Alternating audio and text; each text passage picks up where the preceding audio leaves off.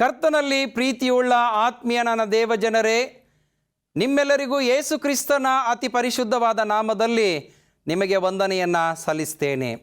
ಹಾಗಾದರೆ ಬನ್ನಿ, ಈ ಕಾರ್ಯಕ್ರಮವನ್ನು ಪ್ರಾರಂಭ ಮಾಡುವುದಕ್ಕಿಂತ ಮುಂಚಿತವಾಗಿ ದೇವರ ಪ್ರಸನ್ನತೆ, ಆತನ ಕೃಪಾ ಸಹಾಯ ಮತ್ತು ನಿಮ್ಮನ್ನು ನಿಮ್ಮ ಕುಟುಂಬವನ್ನು ದೇವರು ವಿಶೇಷವಾಗಿ ಆಶೀರ್ವದಿಸಿ ಕಾಪಾಡಲಿ ಎಂಬುದು ನನ್ನ ಪ್ರಾರ್ಥನೆಯಾಗಿದೆ. ಪ್ರಾರ್ಥನೆ ಮಾಡೋಣ. ನಮ್ಮನ್ನು ಬಹಳವಾಗಿ ಪ್ರೀತಿ ಮಾಡಿದಂಥ ಸ್ವರ್ಗೀಯ ರಕ್ಷಕನಲ್ಲಿ ಪ್ರೀತಿಯುಳ್ಳ ತಂದೆಯಾದ ದೇವರೇ, ಈ ಒಂದು ವಿಶೇಷವಾದಂಥ ಸಮಯದಲ್ಲಿ ವಾಕ್ಯದ ದೈವಿಕ ಸಂದೇಶವನ್ನು ಕೇಳುವುದಕ್ಕೆ ಸಿದ್ಧರಾಗಿರುವಂಥ ಎಲ್ಲರ ಹೆಸರುಗಳನ್ನು, ಅವರ ಆಲೋಚನೆಗಳನ್ನು ಬಲ್ಲಂಥ ದೇವರಾಗಿದ್ದಿ. ಯೇಸುವೆ, ಪ್ರತಿಯೊಬ್ಬರ ಮೇಲೆ ನಿನ್ನ ಕೃಪಾ ಕಟಾಕ್ಷವಿರಲಿ ಸ್ವಾಮಿ. ಯಾರಾದರೂ ಕಷ್ಟದಲ್ಲಿ, ಕಾಯಿಲೆಯಲ್ಲಿ, ಇಕ್ಕಟ್ಟಿನಲ್ಲಿ ಇರುವುದಾದರೆ ಯೇಸುವೆ, ಅವರಿಗೆ ಬಿಡುಗಡೆಯನ್ನು ದಯಪಾಲಿಸಿಕೊಡು ಸ್ವಾಮಿ. ಸಮಾಧಾನವಿಲ್ಲದಂಥ ಕುಟುಂಬಕ್ಕೆ ಸಮಾಧಾನವನ್ನು ಕೊಡು ಸ್ವಾಮಿ. ಅವರ ಪ್ರತಿಯೊಂದು ಆಲೋಚನೆಗಳನ್ನು ಬಲ್ಲಂಥ ದೇವರಾಗಿದ್ದಿ. ನಿನ್ನ ಪರಿಶುದ್ಧಾತ್ಮನ ಮೂಲಕವಾಗಿ ಅವರಿಗೆ ಎಲ್ಲ ವಿಷಯದಲ್ಲಿ ಬಿಡುಗಡೆಯನ್ನು, ಆಶೀರ್ವಾದವನ್ನು ಯೇಸುವೆ ನಿನ್ನ ವಾಕ್ಯದ ಮೂಲಕವಾಗಿ ದಯಪಾಲಿಸಿಕೊಡಬೇಕೆಂಬುದಾಗಿ ತಂದೆ, ಮಗ, ಪವಿತ್ರಾತ್ಮನ ನಾಮದಲ್ಲಿ ಪ್ರಾರ್ಥಿಸುತ್ತೇವೆ ನಮ್ಮ ತಂದೆಯೇ, ಆಮೇನ್. ಕರ್ತನಲ್ಲಿ ಪ್ರೀತಿಯ ಸಭೆಯ ಎಲ್ಲ ವಿಶ್ವಾಸಿಗಳೇ, ಈ ಕಾರ್ಯಕ್ರಮವನ್ನು ವೀಕ್ಷಣೆ ಮಾಡುತ್ತಾ ಇರುವಂಥ ವೀಕ್ಷಕರಿಗೆ ನಾನು ತುಂಬು ಹೃದಯದ ವಂದನೆಯನ್ನು ಸಲ್ಲಿಸ್ತೇನೆ. ಭಾಳ ಸಂತೋಷ. ಅನೇಕರು ಕಾರ್ಯಕ್ರಮಗಳನ್ನು ನೋಡ್ತಾ ಇದ್ದೀರಾ.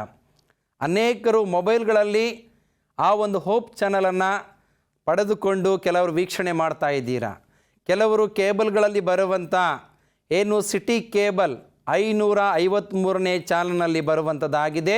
ಪ್ರಿಯ ವೀಕ್ಷಕರೇ, ನೀವು ನೋಡುವುದು ಮಾತ್ರವಲ್ಲ, ನಿಮ್ಮ ಅಕ್ಕಪಕ್ಕದ ಸ್ನೇಹಿತರಿಗೂ ಇದರ ಪರಿಚಯವನ್ನು ಮಾಡಿಕೊಡಿ. ನೀವೊಂದು ಆತ್ಮವನ್ನು ಪರಲೋಕ ರಾಜ್ಯಕ್ಕೆ ಸೇರಿಸಿದಾಗೆ ಆಗುತ್ತೆ.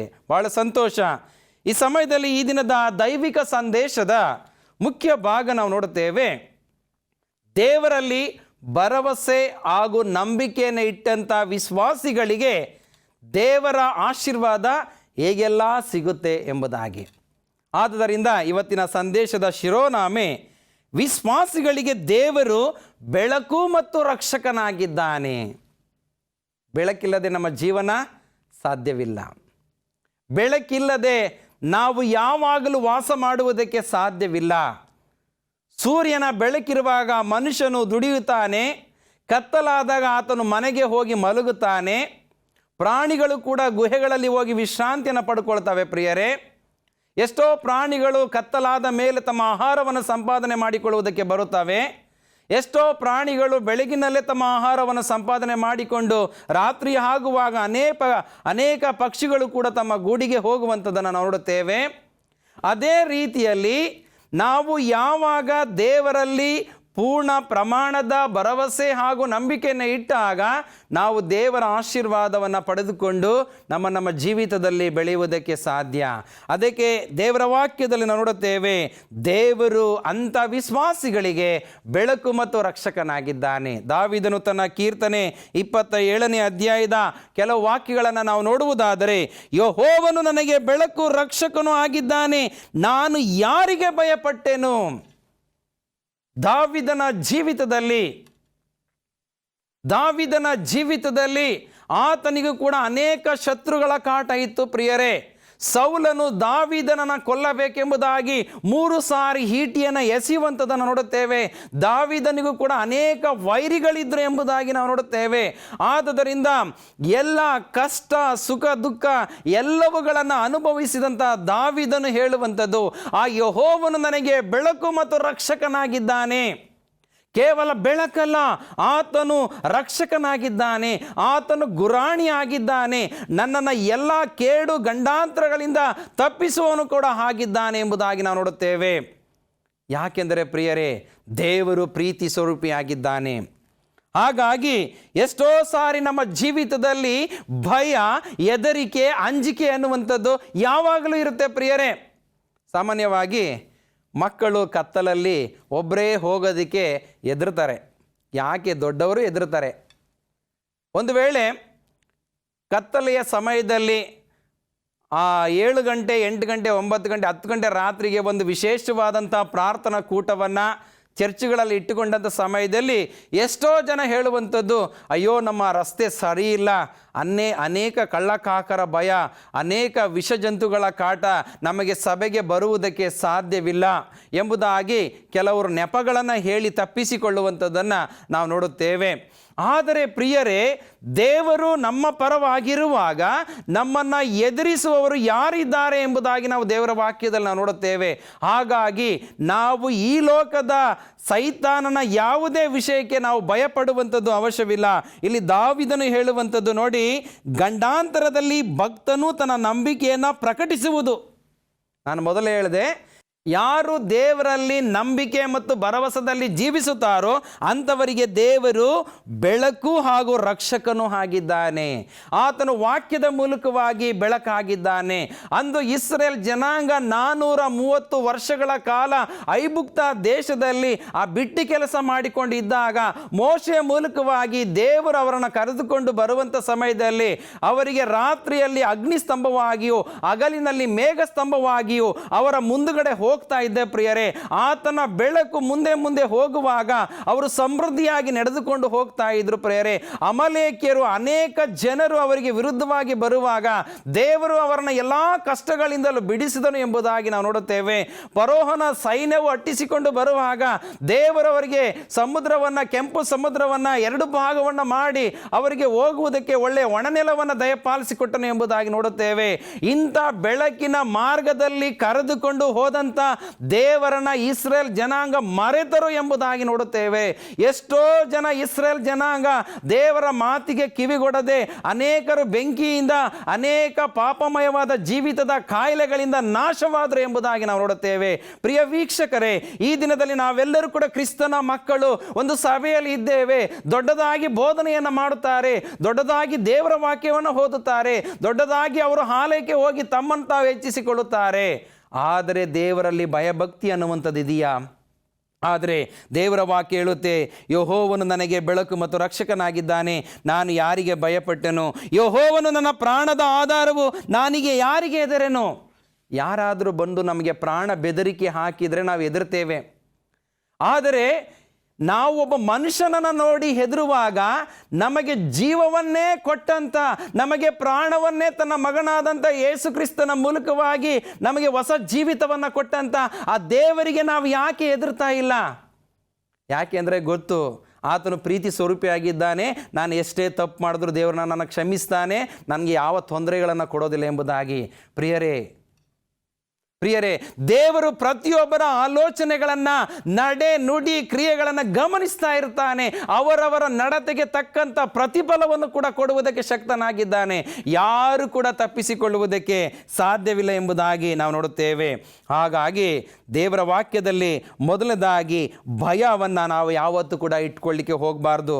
ಯೆಶಾಯ 41:10 ನಾವು ನೋಡುತ್ತೇವೆ, ದೇವರ ವಾಕ್ಯ ಹೇಳುತ್ತೆ, ನೀನಂತೂ ಹೆದರಬೇಡ, ನಾನೇ ನಿನ್ನೊಂದಿಗಿದ್ದೇನೆ.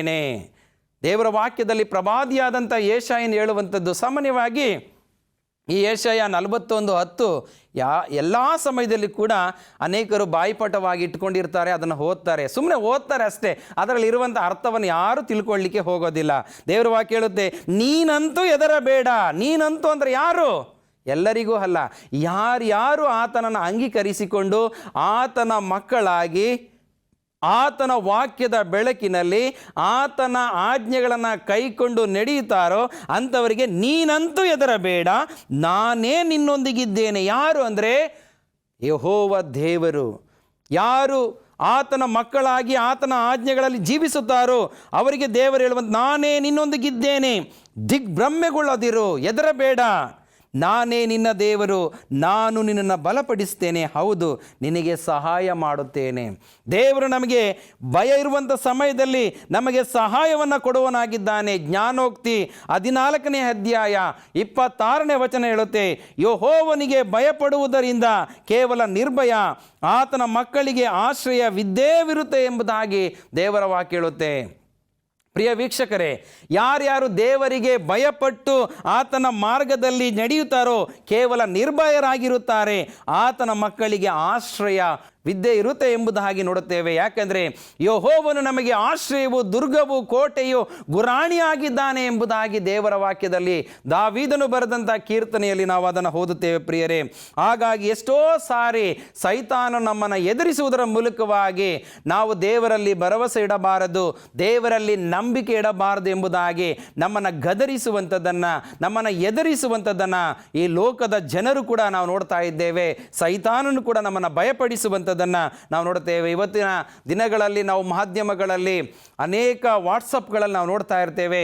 ಯಾರು ಚರ್ಚಿಗೆ ಹೋಗಿದ್ದಾರೆ ಅವರನ್ನು ಭಯಪಡಿಸುವಂಥದ್ದು, ಅವರನ್ನು ಒಡೆಯುವಂಥದ್ದು, ಅವರಿಗೆ ಚಿತ್ರಹಿಂಸೆಯನ್ನು ಮಾಡುತ್ತಾ ಇರುವಂಥದ್ದನ್ನು ನಾವು ನೋಡ್ತಾ ಇದ್ದೇವೆ. ಪ್ರಿಯ ವೀಕ್ಷಕರೇ, ಇದು ಕೊನೆ ಕಾಲದಲ್ಲಿ ಯೇಸು ಕ್ರಿಸ್ತನು ಹೇಳುವಂಥದ್ದು, ಕೊನೆಯವರೆಗೆ ತಾಳುವವನು ರಕ್ಷಣೆಯನ್ನು ಹೊಂದುತ್ತಾನೆ.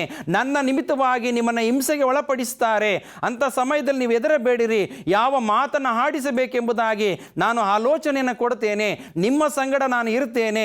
ಯಾಕೆಂದರೆ ಇಬ್ರಿಯರಿಗೆ ಬರೆದಂಥ ಪತ್ರಿಕೆ 13ನೇ ಅಧ್ಯಾಯದಲ್ಲಿ ದೇವರ ವಾಕ್ಯ ಹೇಳಿದ ಹಾಗೆ, ಯೇಸು ಕ್ರಿಸ್ತನು ನಿನ್ನೆ ಇದ್ದ ಹಾಗೆ ಇವತ್ತು ನಿರಂತರವೂ ನಿಮ್ಮ ಜೊತೆಯಲ್ಲಿ ಇರುವಾತನಾಗಿದ್ದಾನೆ. ಆ ಇರುವಾತ ದೇವರಾಗಿರುವಂಥ ಕ್ರಿಸ್ತನ ಮೇಲೆ ನಾವು ಭರವಸೆಯನ್ನು, ನಂಬಿಕೆಯನ್ನು ಇಟ್ಟಾಗ ದೇವರು ನಮಗೆ ಬೆಳಕಾಗಿಯೂ, ದೇವರು ನಮಗೆ ರಕ್ಷಕನಾಗಿಯೂ ತನ್ನ ಆತ್ಮನ ಬಲದಿಂದ ನಮ್ಮನ್ನು ಕಾಯುವುದಕ್ಕೆ ಶಕ್ತನಾಗಿದ್ದಾನೆ. ಯಾಕೆಂದರೆ ಜ್ಞಾನೋಕ್ತಿ 10ನೇ ಅಧ್ಯಾಯ 27ನೇ ವಚನದಲ್ಲಿ ಭಯಪಡುವವರ ದಿನಗಳು ವೃದ್ಧಿಯಾಗುತ್ತೆ. ಯಾರು ದೇವರಿಗೆ ಭಯಪಡುತ್ತಾರೆ ಅವರ ದಿನಗಳು ವೃದ್ಧಿಯಾಗುತ್ತೆ ಎಂಬುದಾಗಿ ಇವತ್ತಿನ ದಿನದಲ್ಲಿ ಅನೇಕ ಮಕ್ಕಳಿಗೆ ಪ್ರಿಯರೇ, ಇವತ್ತಿನ ದಿನದಲ್ಲಿ ಅನೇಕ ಮಕ್ಕಳಿಗೆ ದೇವರಲ್ಲಿ ಭಯಭಕ್ತಿ ಇಲ್ಲ, ದೊಡ್ಡವರು ಚಿಕ್ಕವರು ಎಂಬುವಂಥ ಭಯಭಕ್ತಿ ಇಲ್ಲ, ತುಂಬ ನಾನತ್ವದಲ್ಲಿ ಜೀವಿಸುತ್ತಾ ಇರುವಂಥದ್ದನ್ನು ನೋಡುತ್ತಾ ಇದ್ದೇವೆ. ಆದರೆ ದೇವರ ವಾಕ್ಯ ಹೇಳುತ್ತೆ, ಮನುಷ್ಯರ ಆಯುಷ್ಕಾಲ 70 ವರ್ಷ, ಬಲ ಹೆಚ್ಚಿದರೆ 80 ವರ್ಷ. ನಾವು ನೋಡ್ತೇವೆ ಪ್ರಿಯರೇ, 120 ವರ್ಷಗಳ ಕಾಲ ಇವತ್ತಿನ ದಿನದಲ್ಲಿ ಬದುಕಬೇಕಾದ್ರೆ ಬಹಳ ಕಷ್ಟ. ನಾವು ನೋಡ್ತೇವೆ, ಆದಿಯ ನಮ್ಮ ತಂದೆ ತಾಯಿಗಳು 969 ವರ್ಷ ಮೆತುಶಲನು ಬದುಕಿದನು ಎಂಬುದಾಗಿ ನೋಡುತ್ತೇವೆ. ಅಂತ ಆಯುಷ್ಯ ಇವತ್ತಿನ ದಿನದಲ್ಲಿ ಮನುಷ್ಯನಿಗೆ ಕೊಡಲ್ಪಟ್ಟಿಲ್ಲ. ದೇವರ ವಾಕ್ಯ ಸ್ಪಷ್ಟವಾಗಿ ಹೇಳುತ್ತೆ, ಇವತ್ತು ಮನುಷ್ಯನು ಯಾವಾಗಲೂ ಭಯಪಡುವುದಾದರೆ, ಒಬ್ಬ ನನ್ನ ವಿಶ್ವಾಸಿ ದೇವರಿಗೆ ಭಯಪಟ್ಟು ಜೀವಿಸುವುದಾದರೆ ಅವನು ಅನೇಕ ರೀತಿಯ ಆಶೀರ್ವಾದವನ್ನು ಮತ್ತು ಅವನ ದಿನಗಳು ವೃದ್ಧಿಯಾಗುತ್ತೆ ಎಂಬುದಾಗಿ ದೇವರ ವಾಕ್ಯ ಹೇಳುತ್ತೆ. ಆದರೆ ದೇವರ ವಾಕ್ಯ ಹೇಳುತ್ತೆ, ಮನುಷ್ಯನ ಆಯುಷ್ಯವನ್ನು ನಾನು ಗೇಣುದ್ದ ಮಾಡಿದ್ದೇನೆ ಎಂಬುದಾಗಿ. ಎಲ್ಲಿ ಮಾಧ್ಯಮಗಳಲ್ಲಿ, ವಾರಪತ್ರಿಕೆಗಳಲ್ಲಿ ನೋಡುವಾಗ ಪ್ರಿಯ ವೀಕ್ಷಕರೇ, ಒಬ್ಬ ಯವನಸ್ಥನು 50 ವರ್ಷಗಳನ್ನು ಪೂರೈಸಿರುವುದಿಲ್ಲ, ಯಾವುದೋ ಒಂದು ಅಪಘಾತದಲ್ಲಿ ಸತ್ತಿರುತ್ತಾನೆ ಪ್ರಿಯರೇ, ಯಾವುದೋ ಒಂದು ಕಾಯಿಲೆಗೆ ತುತ್ತಾಗಿ ಸತ್ತಿರುತ್ತಾನೆ. ಇದಕ್ಕೆ ಕಾರಣ ಏನೆಂಬುದಾಗಿ ನೋಡುವಾಗ ಅವನಲ್ಲಿ ದೇವರಲ್ಲಿ ಭಯ ಇಲ್ಲ, ದೊಡ್ಡವರು ಅನ್ನುವಂಥ ಭಯ ಇಲ್ಲ, ಸಮಾಜದ ಭಯವಿಲ್ಲ, ಸಂವಿಧಾನದ ಹಕ್ಕುಗಳ ಭಯವಿಲ್ಲ. ಎಷ್ಟೋ ಜನ ಹೇಳ್ತಾರೆ, ಯಾವ ಪೊಲೀಸ್ ಬಂದು ನನ್ನನ್ನು ಏನು ಮಾಡಲಿಕ್ಕಾಗುತ್ತೆ, ಯಾವ ಕೋರ್ಟ್ ಬಂದು ನನ್ನನ್ನು ಏನು ಮಾಡಲಿಕ್ಕಾಗುತ್ತೆ, ಈ ರೀತಿಯಾದಂಥ ಪ್ರಶ್ನೆಗಳನ್ನು ಮಾಡ್ತಾರೆ. ಅವರಿಗೆ ಭಯ ಇಲ್ಲ ಪ್ರಿಯರೇ. ದೇವರ ವಾಕ್ಯದಲ್ಲಿ ನೋಡುತ್ತೇವೆ, ದೇವರ ಭಯವೇ ಜ್ಞಾನಕ್ಕೆ ಮೂಲ ಎಂಬುದಾಗಿ ಜ್ಞಾನೋಕ್ತಿ 1:8 ನೋಡುತ್ತೇವೆ. ದೇವರಲ್ಲಿ ಭಯಭಕ್ತಿ ಇದ್ದಾಗ ದೊಡ್ಡವರಿಗೆ ಚಿಕ್ಕವರಿಗೆ ನಾವು ಭಯಭಕ್ತಿ ಉಳ್ಳವರಾಗಿರಬೇಕು. ವೃದ್ಧರನ್ನು ಎದ್ದು ನಿಂತುಕೊಂಡು ನಾವು ಗೌರವಿಸಬೇಕು ಪ್ರಿಯರೇ. ಅವರಿಗೆ ನಾವು ಒಳ್ಳೆಯ ಗೌರವವನ್ನು ನೀಡಬೇಕು, ಭಯಭಕ್ತಿ ಉಳ್ಳವರಾಗಿ ನಾವು ಜೀವಿಸಬೇಕು. ಆವಾಗ ದೇವರು ಮಾಡುವಂಥದ್ದು 2ನೇ ಕಾರ್ಯ, ವೈರಿಗಳಿಂದ ನಮ್ಮನ್ನು ಬಿಡಿಸುತ್ತಾನೆ. ಯಾರಿಂದ? ವೈರಿಗಳಿಂದ ಬಿಡಿಸುತ್ತಾನೆ. ನಾವು ನೋಡುತ್ತೇವೆ, ಪೇತ್ರನು ಬರೆದಂಥ 1ನೇ ಪತ್ರಿಕೆ 5ನೇ ಅಧ್ಯಾಯ 8ನೇ ವಚನವನ್ನು ನಾವು ನೋಡುವಾಗ ಅಲ್ಲಿ ದೇವರ ವಾಕ್ಯ ನಮ್ಮನ್ನು ಈ ರೀತಿಯಾಗಿ ಎಚ್ಚರಿಸುವಂಥದ್ದಾಗಿದೆ. ನಿಮ್ಮ ಚಿಂತೆಯನ್ನೆಲ್ಲ ಆತನ ಮೇಲೆ ಹಾಕಿರಿ, ಆತನು ನಿಮಗೋಸ್ಕರ ಚಿಂತಿಸುತ್ತಾನೆ, ಸ್ವಸ್ಥ ಚಿತ್ತರಾಗಿರಿ. ಪ್ರಿಯ ವೀಕ್ಷಕರೇ, ಮೊದಲನೇದಾಗಿ ನಾವು ದೇವರಲ್ಲಿ ಭಯಭಕ್ತಿ ಉಳ್ಳವರಾಗಿರಬೇಕಾದರೆ ಮೊದಲನೇದಾಗಿ ನಾವು ಸ್ವಸ್ಥ ಚಿತ್ತರಾಗಿರಬೇಕು, ಎಚ್ಚರವಾಗಿರಿ. ಇವತ್ತು ಯವನಸ್ಥ ಮಕ್ಕಳು ಸ್ವಸ್ಥ ಚಿತ್ತರಾಗಿದ್ದಾರಾ? ಎಚ್ಚರಿಕೆ ಉಳ್ಳವರಾಗಿದ್ದಾರಾ? ತಮ್ಮ ತರುಣ ಪ್ರಾಯದಲ್ಲಿ ತರುಣ ತರುಣಿಯರು ಅನೇಕ ಪಾಪದ ಜೀವಿತಕ್ಕೆ ಹೋಗ್ತಾ ಇದ್ದಾರೆ. ಅವರಲ್ಲಿ ದೇವರ ಭಯಭಕ್ತಿ ಅನ್ನುವಂಥದ್ದಿಲ್ಲ, ಅವರಲ್ಲಿ ಸಮಾಜದ ಭಯ ಭೀತಿ, ಅವರಲ್ಲಿ ಭಯಭಕ್ತಿ ಅನ್ನುವಂಥದ್ದಿಲ್ಲ ಪ್ರಿಯರೇ. ಎಲ್ಲರೂ ಕೂಡ ದಾರಿ ತಪ್ಪುತ್ತಾ ಇದ್ದಾರೆ. 119ನೇ ಕೀರ್ತನೆ 9ನೇ ವಚನ ಹೇಳುತ್ತೆ, ಯವನಸ್ಥನೇ ನಿನ್ನ ನಡತೆಯನ್ನು ಶುದ್ಧಿ ಮಾಡಿಕೊಳ್ಳುವುದು ಯಾವುದರಿಂದ? ಯೆಹೋವನ ವಾಕ್ಯವನ್ನು ಅನುಸರಿಸಿ ನಡೆಯುವುದರಿಂದಲೇ ಎಂಬುದಾಗಿ ದಾವೀದ ಹೇಳುತ್ತಾನೆ ಪ್ರಿಯರೇ. ಯಾರು ದೇವರ ವಾಕ್ಯವನ್ನು ಓದುತ್ತಾರೆ, ಆತನ ಆಜ್ಞೆಗಳನ್ನು ಕೈಕೊಂಡು ನಡೆಯುತ್ತಾರೆ, ಆತನ ಆರಾಧನೆಗೆ ಸಬ್ಬತ್ತಿನ ದಿನದಲ್ಲಿ ಪ್ರತಿನಿತ್ಯವೂ ಆ 7ನೇ ದಿನದಲ್ಲಿ ಆರಾಧನೆಗೆ ಭಯಭಕ್ತಿ ಉಳ್ಳವರಾಗಿ ಹೋದಾಗ ದೇವರು ಅವರಿಗೆ ಬೆಳಕು ಮತ್ತು ರಕ್ಷಕನಾಗಿದ್ದುಕೊಂಡು ಎಲ್ಲ ಕಷ್ಟದಿಂದ ಬಿಡಿಸುವುದಕ್ಕೆ ಶಕ್ತನಾಗಿದ್ದಾನೆ. ಶಕ್ತನಾಗಿದ್ದಾನೆ. ಎಲ್ಲ ಶೋಧನೆಗಳಿಂದ ಬಿಡಿಸುವುದಕ್ಕೆ ಶಕ್ತನಾಗಿದ್ದಾನೆ. ಯಾವುದೇ ಭಯಂಕರ ಕಾಯಿಲೆಗಳು ಬರುವಾಗಲೂ ಕೂಡ ದೇವರು ಅವರಿಗೆ ಆರೋಗ್ಯವನ್ನು ಕೊಟ್ಟು ಆತನು ಕಾಪಾಡುತ್ತಾನೆ ಪ್ರಿಯರೇ. ಯಾಕೆಂದರೆ ವಿಮೋಚನ ಕಾಂಡ 15ನೇ ಅಧ್ಯಾಯ 26ನೇ ವಚನದಲ್ಲಿ ನಾವು ನೋಡುತ್ತೇವೆ, ನೀವು ನಿಮ್ಮ ದೇವರಾದ ಯೆಹೋವನ ಆಜ್ಞೆಗಳನ್ನು ಮನಪೂರ್ವಕವಾಗಿ ಕೈಕೊಂಡು ನಡೆಯುವುದಾದರೆ ಇಸ್ರಾಯೇಲರಿಗೆ ಬಂದಂಥ ವ್ಯಾಧಿಗಳಲ್ಲಿ ಒಂದನ್ನೂ ನಿಮಗೆ ಬರಗೊಡಿಸುವುದಿಲ್ಲ. ಯೆಹೋವನಾದ ನಾನು ನಿಮಗೆ ಆರೋಗ್ಯದಾಯಕನಾಗಿರ್ತೇನೆ ಎಂಬುದಾಗಿ ದೇವರ ವಾಕ್ಯ ಹೇಳುತ್ತೆ. ಇವತ್ತು ದೇವರಲ್ಲಿ ಭಯಭಕ್ತಿ ಉಳ್ಳವರಾಗಿ ನಾವು ಜೀವಿಸುವಾಗ ನಾವು ಆರೋಗ್ಯವಂತರಾಗಿರಲಿಕ್ಕೆ ಸಾಧ್ಯ. ಹಾಗಾಗಿ ನಾವು ಎಚ್ಚರಿಕೆಯಾಗಿರಬೇಕು. ಯಾಕೆಂದರೆ ನಿಮ್ಮ ವಿರೋಧಿಯಾಗಿರುವ ಸೈತಾನನು ಗರ್ಜಿಸುವ ಸಿಂಹದೋಪಾದಿಯಲ್ಲಿ ಯಾರನ್ನು ನುಂಗಲಿ ಎಂದು ಹುಡುಕುತ್ತಾ ತಿರುಗುತ್ತಾನೆ. ಆತನು ಎಲ್ಲ ಕಡೆ ಹುಡುಕುತ್ತಾ ಇರುತ್ತಾನೆ ಪ್ರಿಯರೇ. ಆತನು ದೊಡ್ಡವರನ್ನ, ಚಿಕ್ಕವರನ್ನ, ನೀತಿವಂತರನ್ನ, ಅನೀತಿವಂತರನ್ನ ಎಲ್ಲರನ್ನು ಕೂಡ ಗಮನಿಸ್ತಾ ಇರ್ತಾನೆ. ಜಾಸ್ತಿ ನೀತಿವಂತರಿಗೆ ಬರೋದು. ಸೈತಾನ ಬರುವಂಥದ್ದು ನೀತಿವಂತರ ಬಳಿಗೆ. ಯಾಕೆಂದರೆ ಅವರನ್ನು ಪರೀಕ್ಷೆ ಮಾಡುವುದಕ್ಕೋಸ್ಕರವಾಗಿ.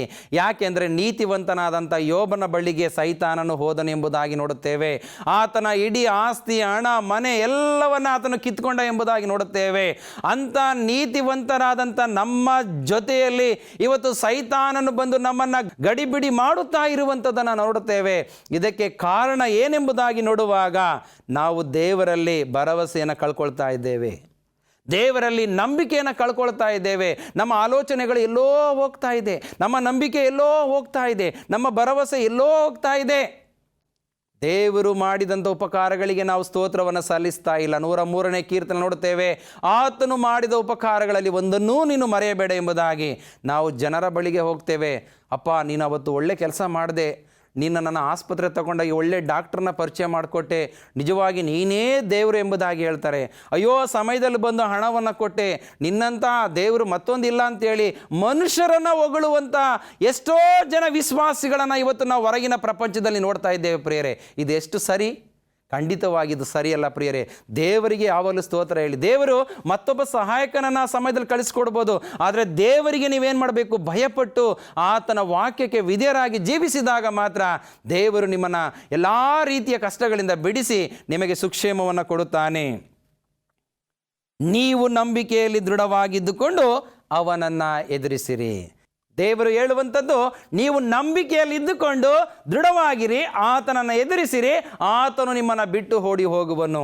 ಇವತ್ತು ನಾವೇನು ಮಾಡ್ತಾ ಇದ್ದೇವೆ ಅಂದರೆ ಪ್ರತಿಯೊಂದು ಕ್ಷಣಗಳಲ್ಲಿಯೂ, ಸಮಯಗಳಲ್ಲಿ, ದಿನಗಳಲ್ಲಿ, ವರ್ಷಗಳಲ್ಲಿ ನಾವು ಭಯ ಪಡ್ತಾನೇ ಇದ್ದೇವೆ. ಕೆಲವರು ಹೇಳ್ತಾರೆ, ಪಾಸ್ಟ್ರೇ ಚರ್ಚಿಗೆ ಬರಬೇಕು ಅಂದರೆ ಯಾಕೋ ನನಗೊಂಥರ ಭಯ. ಪಾಸ್ಟ್ರೇ ಚರ್ಚಿಗೆ ಬರಬೇಕು ಅಂದರೆ ನನ್ನ ಕಾಲೇ ಬರ್ತಾ ಇಲ್ಲ. ಅದೇ ಒಂದು ಕೆಟ್ಟ ಕೆಲಸಕ್ಕೆ ಹೋಗೋ ಕಾಲು ಬರುತ್ತೆ, ಇನ್ನೊಬ್ಬರ ಬಗ್ಗೆ ಮಾತನಾಡುವಾಗ ಬಾಯಿ ಬರುತ್ತೆ, ಇನ್ನೊಂದು ಸ್ಥಳಕ್ಕೆ ಹೋಗಿ ಹರಟೆಗಳನ್ನು ಮಾತಾಡುವುದಕ್ಕೆ ಅವರಿಗೆ ಎಲ್ಲ ರೀತಿಯ ಶಕ್ತಿ ಬಲ ಬರುತ್ತೆ ಪ್ರಿಯರೇ. ಆದರೆ ಸಭೆಗೆ ಬರುವುದಕ್ಕೆ ಅವರು ನೆಪಗಳನ್ನು ಹೇಳುತ್ತಾ ಇರುವಂಥದ್ದನ್ನು ನಮ್ಮ ಲೌಕಿಕ ಜೀವನದಲ್ಲಿ ನಾವು ನೋಡ್ತಾ ಇದ್ದೇವೆ. ಇದಕ್ಕೆ ಕಾರಣ ಅವರಲ್ಲಿ ದೇವರಲ್ಲಿ ಭಯಭಕ್ತಿ ಅನ್ನುವಂಥದ್ದು ಇಲ್ಲ. ಅಂಥ ದೇವರ ಭಯಭಕ್ತಿಯನ್ನು ನೀವು ಕಾಪಾಡಿಕೊಳ್ಬೇಕೆಂಬುದೇ ದೇವರ ವಾಕ್ಯ ನಿಮ್ಮನ್ನು ಎಚ್ಚರಿಸುವಂಥದ್ದಾಗಿದೆ. ಯಾಕೆಂದರೆ ನಾವು ನೋಡ್ತೇವೆ, ಪೌಲನು ತಿಮೋಥೆಯನಿಗೆ ಬರೆದಂಥ 2ನೆಯ ಪತ್ರಿಕೆ ಆತನು ಹೇಳುವಂಥದ್ದು, ಆ ವಾಕ್ಯವನ್ನು ಓದುವುದಾದರೆ 1ನೇ ಅಧ್ಯಾಯ 7ನೇ ವಚನ, ದೇವರು ನಮಗೆ ಕೊಟ್ಟಿರುವ ಆತ್ಮವು ಬಲ, ಪ್ರೀತಿ, ಶಿಕ್ಷಣಗಳ ಆತ್ಮವೇ ಹೊರತು ಏಡಿತನದ ಆತ್ಮವಲ್ಲ. ದೇವರ ವಾಕ್ಯ ಹೇಳುವಂಥದ್ದು, ದೇವರು ಕೊಟ್ಟಂಥ ಆತ್ಮವು ಬಲ, ಪ್ರೀತಿ, ಶಿಕ್ಷಣ ಆತ್ಮವೇ ಹೊರತು ಏಡಿತನದ ಆತ್ಮವಲ್ಲ. ಬಲ ಅಂದರೆ ಯಾವುದು?